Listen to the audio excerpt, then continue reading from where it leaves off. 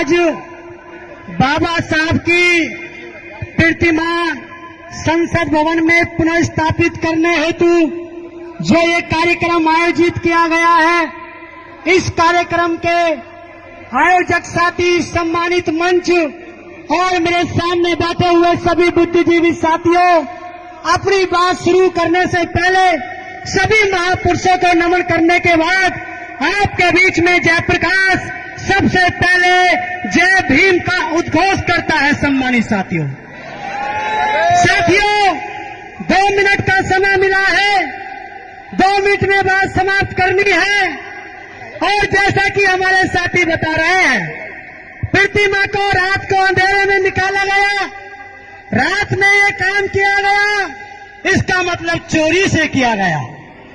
अरे ताकत थी तो दिन में हटाते, वहीं पर हम तुमको बताते कि बाबा साहब को मानने वाले कौन हैं।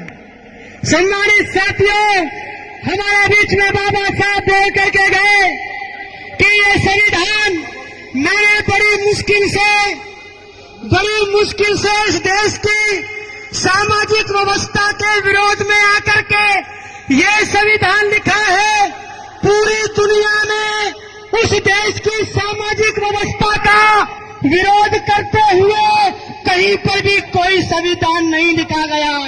लेकिन जब मैंने अध्ययन किया, इस देश की जातिवादी सामाजिक व्यवस्था आपको गुलाम बनाती है, तो मैंने इस व्यवस्था के खिलाफ आपको संविधान बना करके दिया और ये कहा, अगर तुम संविधान पर चलोगे, इस सामाजिक व्यवस्था का भी परिवर्तन कर दोगे और सत्ता का भी परिवर्तन कर दोगे। आप लोग, आपके हाथ में है सत्ता परिवर्तन करना।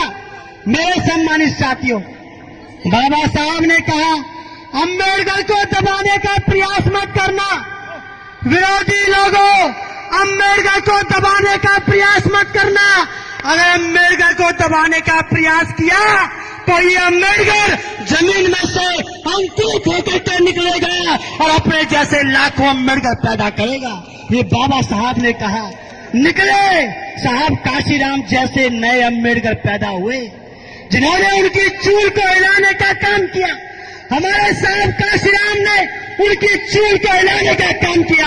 हम वचन देते हैं नौजवान साथियों, अपने इन सारे नेताओं को जिन्होंने इस मूवमेंट को यहाँ तक पहुंचाया, आपने साहब काशीराम का साथ देके अरे हमको सीएम दिया है, तो हम अपने खून की कुर्बानी देके तुम्हें देश का प्रधानमंत्री बना करके देंगे। सम्मानित, इसलिए मेरा आपसे निवेदन है, मैं मंच का ध्यान रखता हूं, फिर कभी आपके बीच में रखूंगा। कहना चाहता हूं आखिर में, हम तख्त भी बदल देंगे, हम ताज भी बदल देंगे, या तो प्रतिमा वहीं लगा दो, वरना तुम्हारी सरकार भी बदल देंगे। आपका बहुत बहुत धन्यवाद। जय भीम, जय भारत।